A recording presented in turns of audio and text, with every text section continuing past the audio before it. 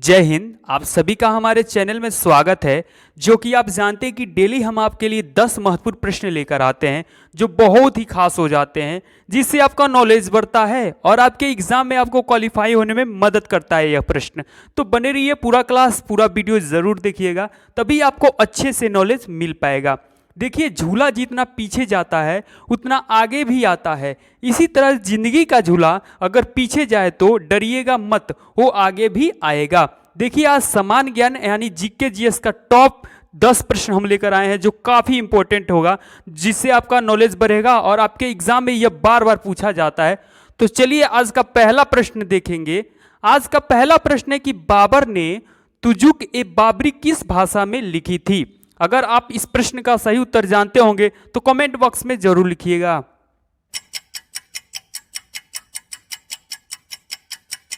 चलिए देखते हैं इस प्रश्न का सही उत्तर क्या है। तो इस प्रश्न का सही उत्तर हो जाएगा बी। बाबर ने तुर्की भाषा में लिखा था तुजुक ए बाबरी। ठीक है, यह क्वेश्चन आपके लिए बहुत ही ज्यादा खास है, तो आप इस प्रश्न को जरूर याद रखिएगा। चलिए आगे बढ़ेंगे और अगला प्रश्न देखेंगे। अगला प्रश्न है कि प्लासी का युद्ध मैदान कहां स्थित है। चलिए, अगर आप इस प्रश्न का सही उत्तर जानते होंगे तो कमेंट बॉक्स में जरूर लिखिएगा।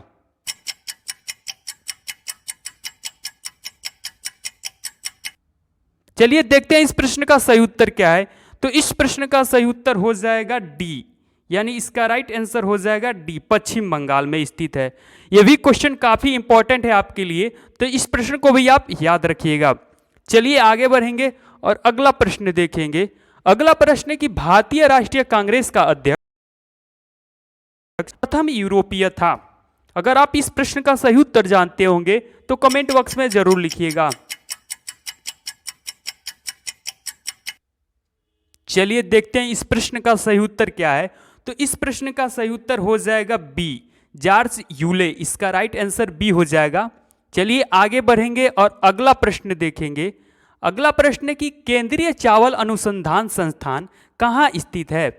अगर आप इस प्रश्न का सही उत्तर जानते होंगे तो कमेंट बॉक्स में जरूर लिखिएगा।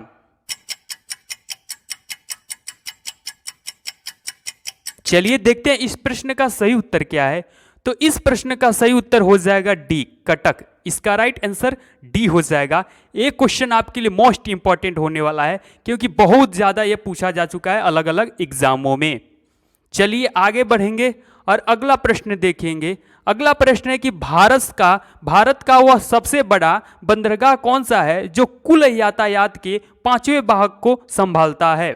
अगर आप इस प्रश्न का सही उत्तर जानते होंगे तो कमेंट बॉक्स में जरूर लिखिएगा।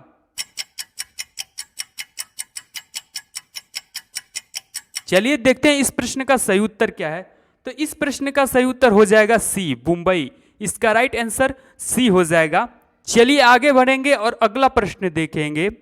अगला प्रश्न है, गुरु नानक देव जी का जन्म कहाँ हुआ था। आपको बताना है कि गुरु नानक देव जी का जन्म कब हुआ था, कब हुआ था। चलिए, अगर आप इस प्रश्न का सही उत्तर जानते होंगे तो कमेंट बॉक्स में जरूर लिखिएगा।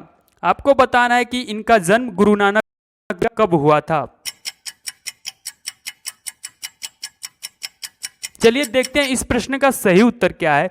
तो इस प्रश्न का सही उत्तर 1469 में हुआ था। इसका राइट आंसर ए हो जाएगा। यह क्वेश्चन है। चलिए आगे बढ़ेंगे और अगला प्रश्न है कि भारत सरकार की राजस्व प्राप्तियों में इनमें से क्या शामिल नहीं होता है। चलिए, अगर आप इस प्रश्न का सही उत्तर जानते होंगे तो कमेंट बॉक्स में जरूर लिखिएगा।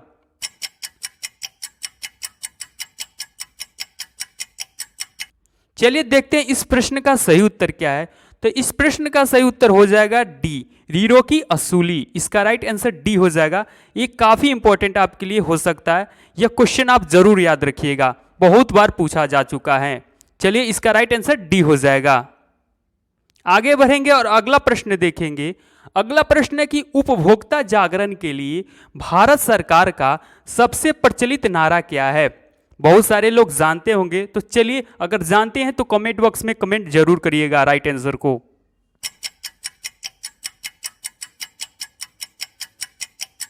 चलिए देखते हैं इस प्रश्न का सही उत्तर क्या है।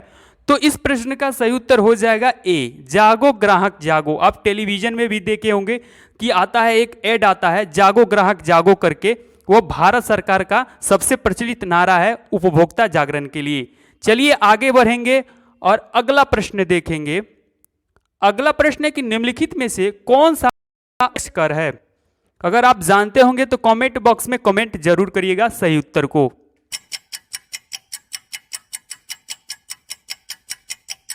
चलिए देखते हैं इस प्रश्न का सही उत्तर क्या है। तो इस प्रश्न का सही उत्तर हो जाएगा बी, सीमा शुल्क।